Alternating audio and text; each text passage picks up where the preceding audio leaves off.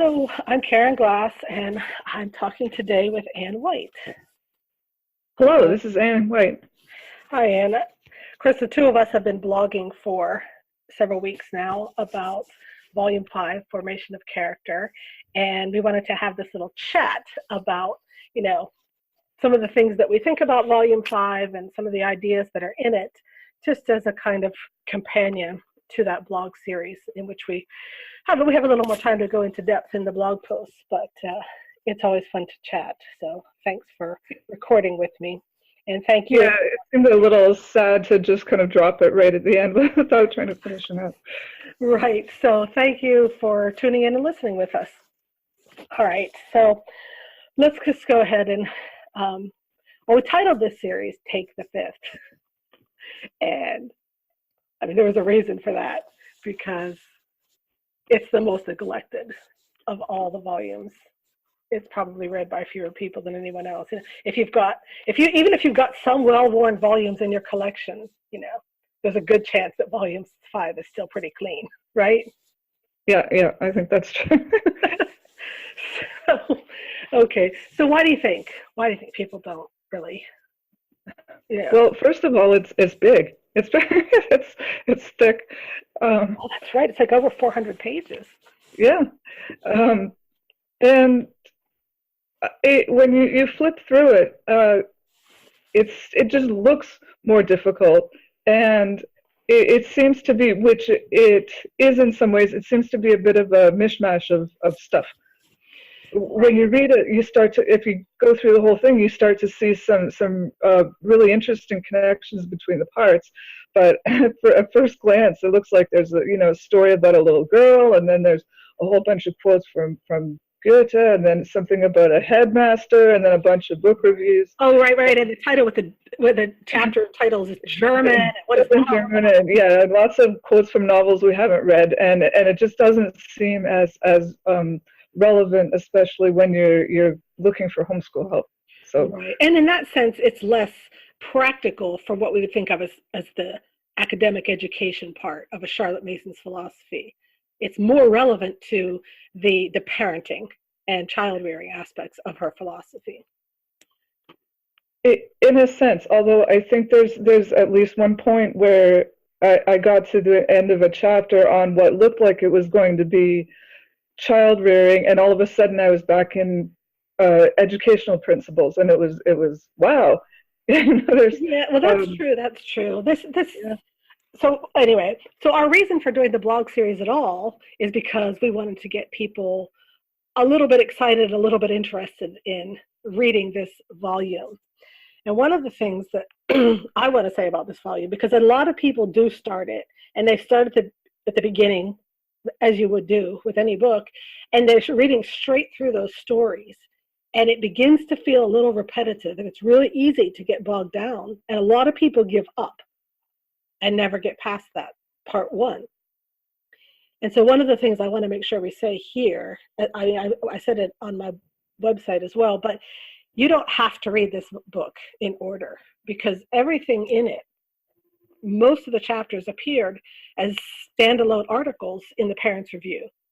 So anybody, you know, getting an issue of the Parents Review would have just had that one article to read at a time. And you can treat this book that way. You could just pick any chapter and read it the way you'd read an article as a whole in and of itself, and not as a part of, a book that's taking you through a progression. yeah, especially the chapters that were actually lectures that went with home education originally. Right. But or the book studies in part 4. You can pick up any single chapter and read it as a unit.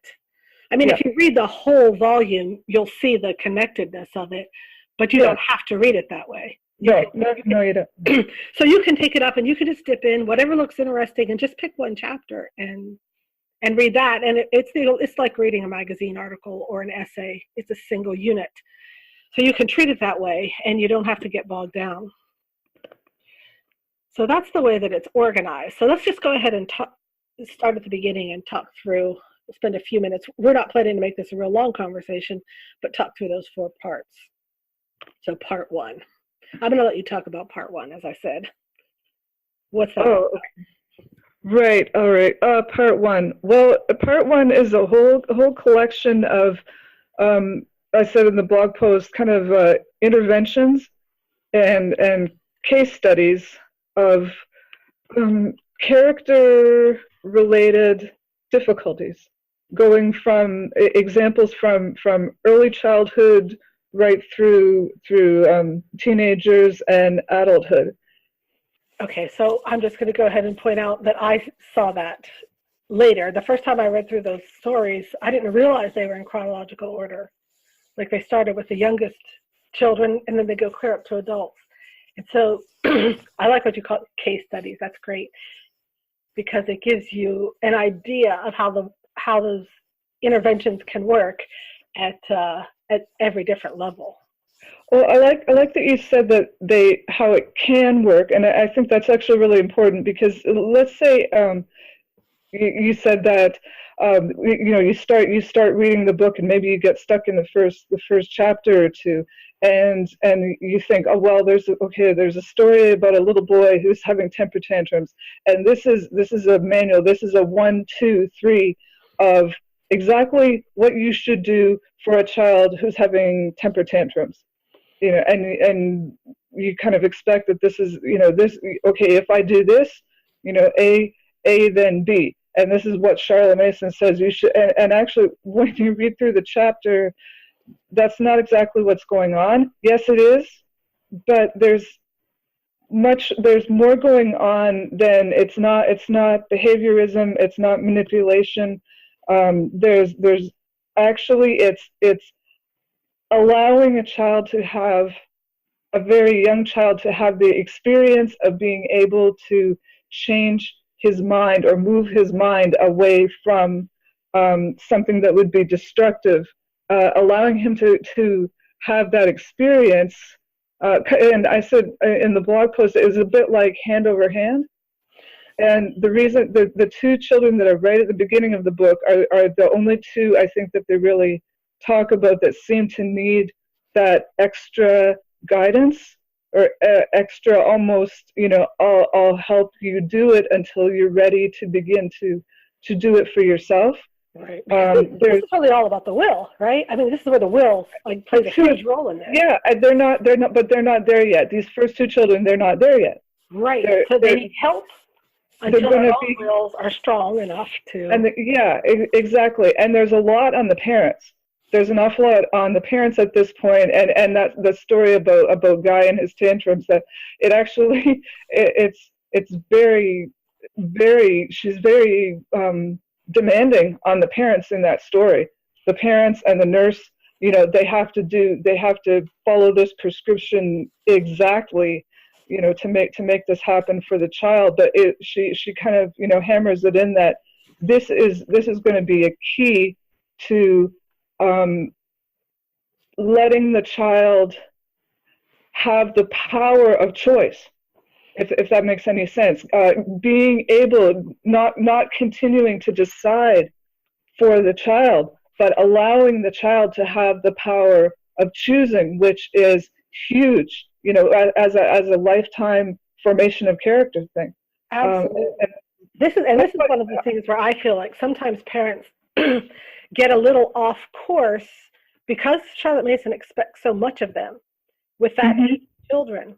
They come to this idea, and maybe they have kids who are already 8 or 9 or 10, and they think they want to form habits in them, and they look at this process where there's so much responsibility on the parent, and they try to apply that with older kids, and you can't unless you have to engage their will. They're at an age where you can't just. Well, then you get into the chapters like, Fred, who is careless and forgets and so on, and she has a slightly different approach than the first couple of stories are. By the time this is an older child, a teenager, they're expected to take much more personal responsibility for making those better choices. But there is still some responsibility on the parent to make sure that continues to happen. Yeah, that's the chapter that has the thing in there where the advice that the mom gets is try one thing, and when that doesn't work, try which is exactly what you were saying earlier. It isn't just a, a cookie cutter step one, No, step two process. no, definitely not. Trial and error is a very real part of it. So, okay, I think that we've probably given everybody a pretty good idea of what they'll get if they dip into those stories in chapter part 1 of formation of character. We don't want to tell them too much anyway. So let's talk about part 2. There are 4 really distinctive parts to formation of character, and part 2, it only has 5 chapters. It's relatively short compared to the other ones, and it is most of what's in part 2 is also kind of a story. The chapters are shaped as stories. So conversations. So what would you say is going on there? The one thing that I always think is interesting whenever we get a glimpse of material from the old PNEU members is like how much they are us, we are them. They're just like us, and you really see that with these parents going, "Oh my word, my child wanted to know about the stars, and I couldn't think of a thing to tell him." There's so much about the way that she used the conversation to kind of demonstrate how the PNEU got started, more for the parents in a way than for the children. It wasn't a children's activity. It was wanting to know scientific principles of so many things, and not just nature study, but also things like brain science and everything related to health and that. That was important. Yeah, there were so many things that parents could teach each other, and taking the opportunity to get together and extend these conversations was going to benefit everyone. Right, and so we really, technologically, we are doing exactly the same thing that they did with the PNEU, in our online communities. We talk to each other, we help each other out. Somebody with expertise in one area is able to, boost everyone else's knowledge so that, it's just mutually beneficial for everyone. And so even though we don't have the formality of membership or an organization necessarily, we have this fantastic ability to communicate and share above and beyond what they had just because of our technology. But other than that, so part 2, is kind of this look at basically parents being interested in educational principles, right? And then what it might look like 100 years afterwards if they had a chance to do that. Oh, I know. Okay, I find that kind of fun, hilarious. And it's the exact date of that imaginary dinner is September 10th, 1990, and it sticks in my mind because I became a mother on September 11th, 1990. My first child was born. So I take it very personally that, what she imagined in the future is kind of like when my motherhood journey began. And I'd say mostly she got it wrong, really. Everything she predicted pretty much it is not the way things are. No, but it's a nice idea. But it's fun to read just the same. It's just it's fun to read just the same. It's not that the chapter's called 100 Years After. So if anybody wants to go look that up in your volume 5 and just see what Charlotte Mason thought the world might look like in 1990. So like I said, there's not a whole lot to say, but I don't think about volume 2, except that it's kind of interesting to sort of peek at what parenthood was like, in the beginning of the 20th century. So I think more or less what she's aiming at there. So you've said you really enjoyed part 3. Yeah, I really do. I love part 3. And if I ever say to somebody, to read it, if I recommend reading anything in volume 5, this is what I'm going to say. Come read this, because volume parts, I want to say volume, but I don't. It's part 3 is just 2 chapters, sort of long chapters, but Yeah. Those two chapters were originally part of home education, the way that Charlotte Mason originally presented it and published it. She gave 8 lectures. She gave 8 lectures as part of a fundraising project, right, for her church. Mm-hmm. And of course, the first 6 of them are still in home education, but then she added some more material. I'm never 100% clear about what's new that she added there. Probably a lot of that practical stuff about lessons, but she added new material and moved these 2 lectures into volume 5 in 1905. So that might have been, to me, that was okay, probably while she was alive and in her lifetime, and all the books were in print and the PNEU was functioning. But I feel like now, in the 21st century, those 2 chapters get a little lost because nobody reads volume 5, and they do read volume 1, and it only goes up to children age 9. And so a lot of times, parents with older children come to Charlotte Mason's like, what about my 12-year-old or my 15-year-old, or Yeah. they're not sure what this would look like with older children. And also, very significant to me is that because those lectures and chapters were written before the existence of the PNEU, so before there was a correspondence school, right, and a curriculum, Charlotte Mason assumed that the kids were going to school. And so what she's saying, if you happen to be a parent whose children have to attend school or do attend school, what she's saying is extremely relevant to what you can do to influence your children and their formation of character, and to sort of not just educate them, but enculturate them, and make the most of whatever opportunities that you have, whether that's holidays or evenings or whatever circumstances you're in. Right. Now, is some of it a little bit outdated? Yes, but there's really, really good stuff in those 2 chapters.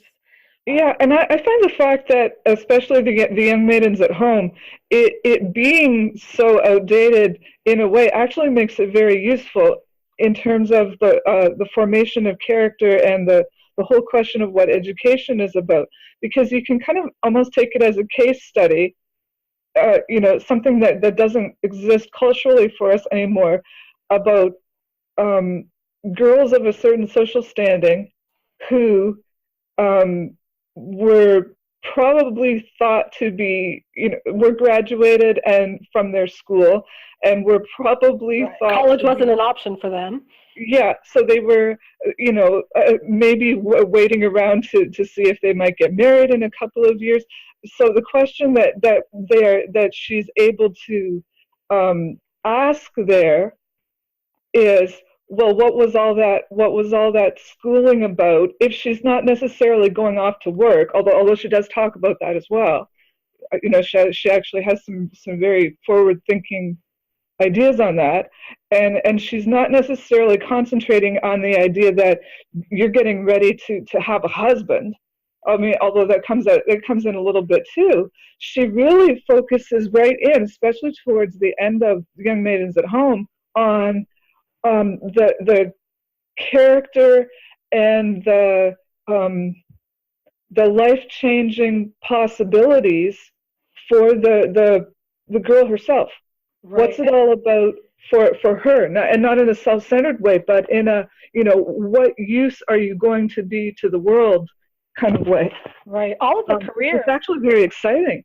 All of the careers that I think that she suggests as possible for them, and of course it was limited what was available to them, but almost all the ones that she suggests are basically types of service, ways of being helpful and useful, not just bringing home a paycheck. That wasn't what it was about.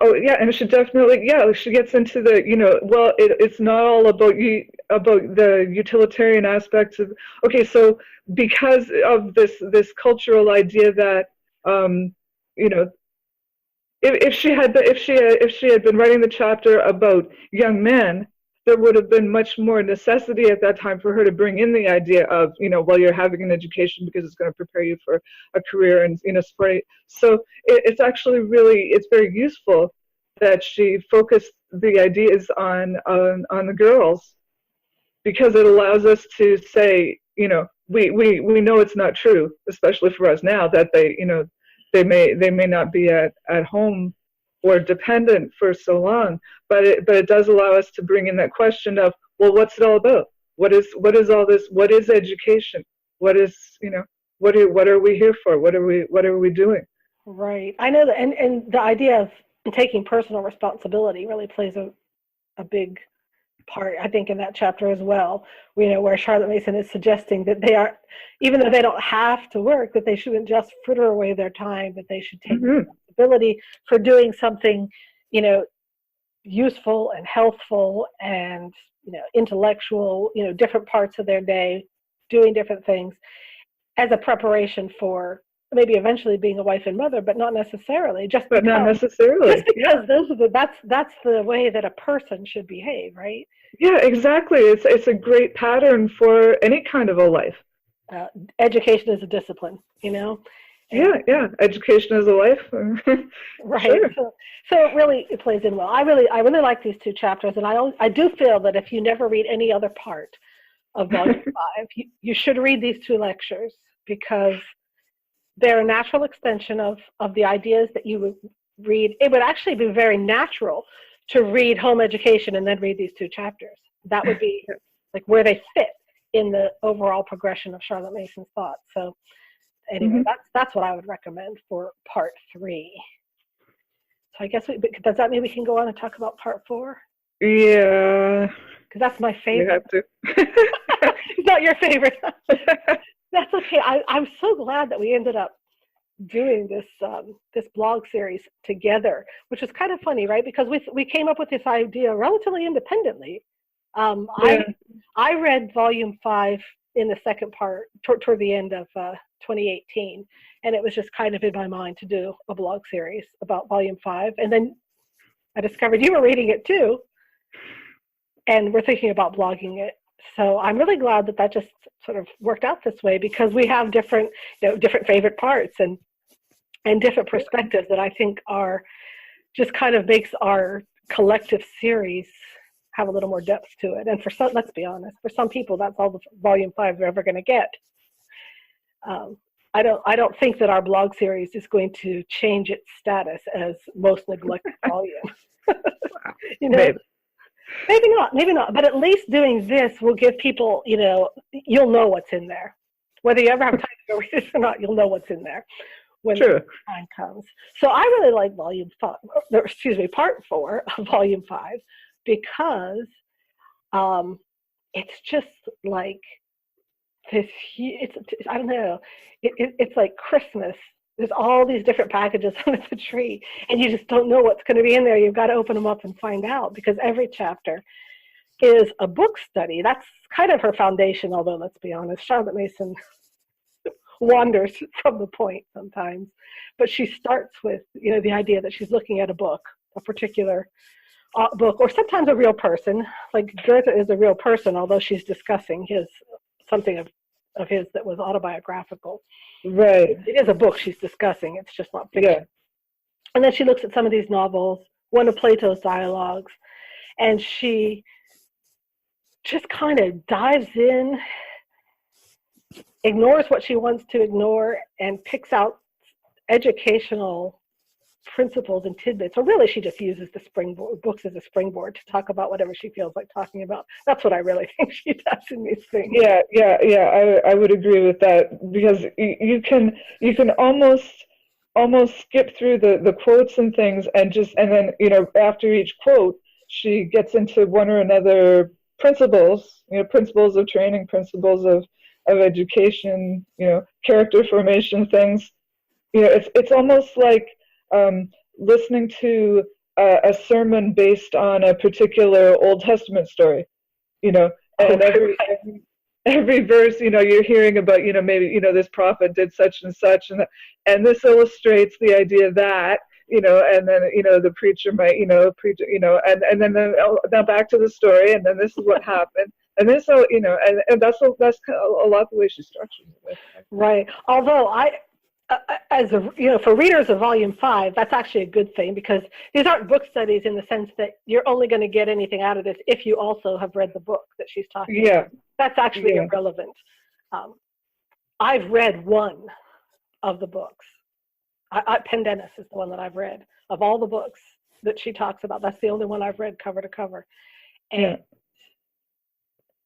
it's the book, reading Pendennis for myself really did not illuminate anything, above and beyond what Charlotte Mason already said in her chapter, although it's been a long time since I read it. But because she doesn't really give you the whole story. She just gives you bits and pieces and talks about certain characters to illustrate, like you said, what it is she wants to talk about. This is an illustration that, and she goes on to say what she wants to say. You know what I find interesting too is a sort of a meta way of looking at those chapters.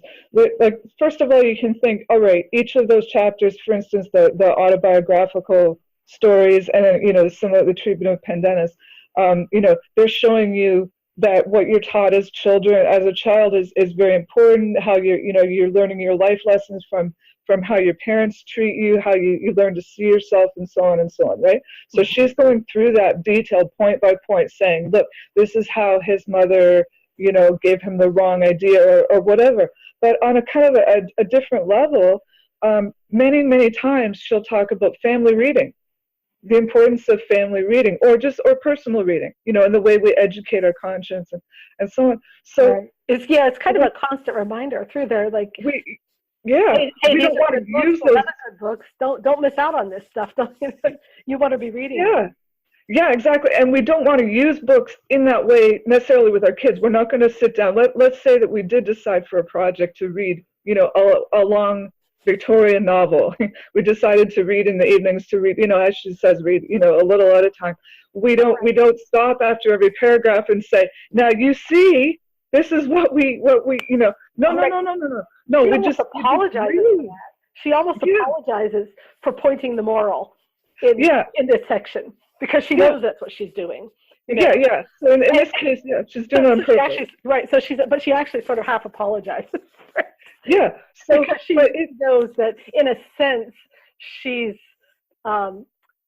I won't go so far as to say, she's coming between you and the book, because really she's not doing that. Honestly, her ideas are so, like, almost tangential to the book that she's not coming between you and the book. But again, she she is pointing the moral, doing that thing that she tells us not to do, right? To kids. We're not kids, so. No. So we can, we're getting a little more analytical with it for different purposes. But on that level, appreciate it. I mean, I just love this section. To me, it is so full of bits and pieces, things that you don't see anywhere else. She says things in this section where she's going off on these tangents that you don't see anywhere else. Among them, I'm going to say this here because I didn't get a chance to blog about it. Among them, that whole idea of synthetic and analytic education and learning, which I wrote about and Consider This. But I mean, this is the only place she actually says it in those terms exactly. That there's a synthetic stage of education, which you can follow up with an analytic stage, and then the whole thing, as an adult, they both, both modes are operational for you. But to me, this part of Volume 5 is like, it's just full of these little bits and pieces of things that you don't get anywhere else. And I suppose they're not absolutely essential to understanding her educational philosophy. Well, some of them are really important, though. Some of them are really actually very, very key ideas. They are, but would you say they're nowhere else? I don't know. Some of the stuff, you're right. They really are sort of really illuminating. Like, you read through some of these things, and a lot of times she gives you a different aspect of ideas that she talks about elsewhere, but she kind of takes a different approach to it. Like in the Euthyphro chapter, the Better Than My Neighbor chapter, she's talking about, okay, here's a person who's behaving like Euthyphro behaves in that dialogue with Socrates. How did he get that way, and what can we do to make sure our kids don't turn out like this? And she kind of takes a different approach to ideas that appear elsewhere. And you mentioned earlier what is essentially, I think, the key of kind of the whole book, but very specifically in this thing. Basically she's saying that you're not going to have anything as an adult. No, you're really not going to have an interest or a relationship with something as an adult that you don't at least get the seeds planted in childhood. And it is the outworkings of, her premise that we need to give children a generous education. We don't want to, Yeah. cut And them that's off from important areas of relationships and with knowledge. Yeah, and that's what I was going to say about let's say we take our children through 3 or 4 really good novels in a family reading time, over several years. We don't need to point the moral. We don't need to analyze them. But if we read slowly together through books that are as packed as that and that she's managed to unpack just a little for us, those are treasure troves. And we don't know, as she says in other places, what ideas are going to hit home to what individuals.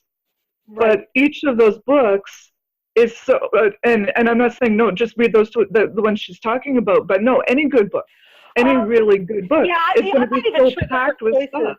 I'm not even sure that her choices in Volume 5 are the best choices for reading with people today. No. But any really good book like that is going to have so many of those kind of ideas in them. Right. So, like you said, it almost doesn't matter, because a really good book is going to have enough ideas in there for everybody, and exactly. And it becomes a part of your family culture. And with teenagers, especially, a lot of times you need something. What's the worst thing you could do with a teenager, right? Is sit down face to face and say, "Let's talk about how you're feeling." You just forget that. That's not a good idea. But if you have something that is an idea in particular, that they can talk about, you can have such. There's no specific thing like you really pick this book. Or movies, let's be honest, you can do this with movies too. Yeah. Sometimes with teenagers. But you have something that you've shared and experienced together. And a good book, like you said, if you take your time and go through one, maybe like Charlotte Mason says, as part of your Sunday reading or during a holiday or something like that. And it's something special. So you have it as part of your family culture as well. Yeah. And the thing is, you don't even know, while you're reading the book, nothing may particularly hit home until the child out in the world makes a connection with something that reminds them of that book, and then it'll all come together, Yeah, I think that's true. You can't know. And it's fascinating to me that she had this kind of insight about education of children. And she didn't even have children. Because it's one thing to to deal with younger children, the sort of unformed, still, and so you can kind of treat them all the same way. But as they get older, you really do have to sort of get to know them as persons and refine the way that you interact with them. And she just has so much wisdom in this volume about doing that. There's good stuff in Volume 6, Philosophy of Education, about older children, but I think it's more academic in that volume, and it's more personal about child raising in this volume. There's a lot of crossover here as well with Ourselves, Volume 4. There's especially the second half, Book 2. There's a lot of, because there are a lot of book studies and examples in the second part of Volume of Ourselves as well. So there's a bit of crossover with that too. Right. So that's the 4 sections, 1, 2, 3, 4, in more or less, how they're organized and what each of them is about. And I really hope that, like I said, that even if people don't read the whole volume cover to cover, that they'll pick it up and dip in and taste, the parts of it that are going to be the most useful to them. And while we're here, I also kind of wanted to talk about the appendix, because we didn't blog about the appendix really. But in this particular book, did you read the appendix when you were reading the volume just recently? Did you read the appendix too? Yeah. It's an appendix worth reading, even though it's a list of books that Charlotte Mason thinks that you should read. It's more than just a list, but that's what she's doing. She's giving you a list of books on education that she thinks have something worth saying and that you should be saying. So I have to tell you before we get into it that this past week I actually ordered one. Like, I have a couple of them already, but I went and found okay. I went and found a copy of Thoughts on Education by Mandel Creighton, and I ordered that one because what does Charlotte Mason say about it here? Okay, here I'm just gonna read you a bit from what she says about this book that made me decide to go ahead and look for it. She says, we must add 2 or 3 sentences from The Art of Teaching, which will commend themselves especially to members of the Union. As regards teaching itself, however, I believe it to be an incommunicable art, a gift which may best be defined as the power of showing others some reason why they should learn. That is just what the good teacher does. He brings knowledge and his pupil into a vital relationship. And the object of teaching is to establish that relationship on an intelligible basis. Now, that's a quote. That's not a quote from Charlotte Mason. That's a quote from this book that she's recommending. Okay. And I thought, you know what? I mean, she recommends everything that she's, in that appendix. She recommends it really highly. But yeah, she says it's a possession, kind of a treasure, right? Right. I feel like, okay, if you don't read Volume 5, don't worry about the appendix. Yeah. Most of those books back there they're hard to find. They're of, dubious value, probably to most people today. But if you read all the rest of Volume 5, go ahead and read the appendix too, because there's some little I actually quote from this appendix, I think, and consider this. There's actually a few little tidbits in there too. It makes for a little bit of interesting reading as well. So this particular volume, the modern title is Formation of Character. Charlotte Mason actually titled it Some Studies in the Formation of Character, which is a good Victorian title.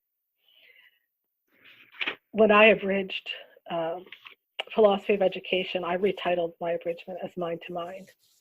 And so I was thinking, like, if you were going to retitle this book, what could we title it? And I actually feel like that's a valid thing to do in a way, or to at least think about it, because Charlotte Mason says in the preface, she says, I've used the current phrase, formation of character, because it is current and therefore convenient, but to show that I recognize the fallacy it contains. And then she goes on to talk about the fact that character isn't actually a product.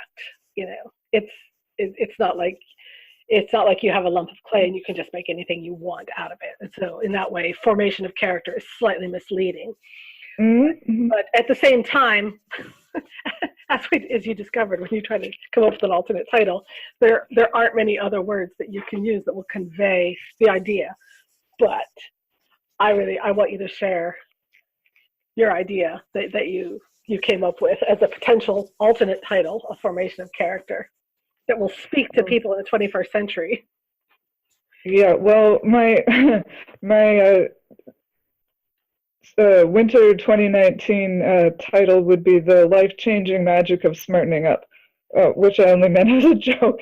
But it is essentially true, because what's described in the book does seem like a kind of magic in a way, not like instant hocus pocus. It's kind of long term, but still it is surprising, almost magical in the same way that she says in Volume 6, why should we be surprised that, for instance, narration works?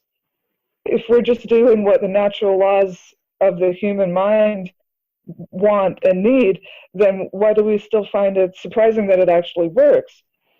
So it is almost, magical if you put these principles of formation of character into practice and then realize that, people are changing, or that it's going to change your life. That your own life is changing. and there is kind of a wow in there. So I know it's not a very good title, but the No, but it's relevant and it speaks to people today. Okay, so when I was trying to think about alternate titles, I was trying to think about what this book had to offer. And at the very end of the very, very last chapter, the last chapter of the book is actually sort of a eulogy for Thomas Rupert, who was just an educator who was very involved with the PNEU. And right before he died, in this eulogy, she's writing about the fact that at the very end of his life, he spoke, these short phrases. And the first one of the three was hope. And I thought that is the word that I think expresses what formation of character has to offer. Like you're talking about, you put these principles in practice, they can actually change your life. And that gives us hope, something that we can kind of look at, and aspire to. Like, we don't have to be in despair about, our children's and our own characters, that there is a way that you can work that can make things better. And so, because I like to steal my titles from Charlotte Mason, I just went searching for that word in the book, and I came up with a word of hope, the light of hope, new hopes,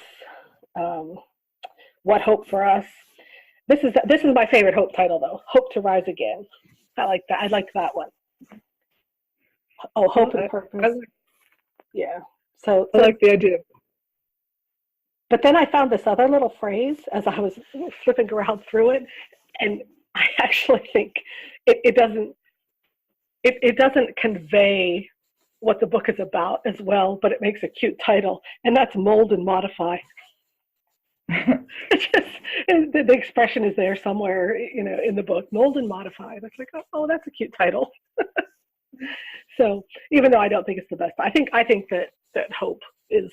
If I were really going to retitle the book, which I'm not, I think that would be the word that I would want to have be part of my title. I think so too. I agree.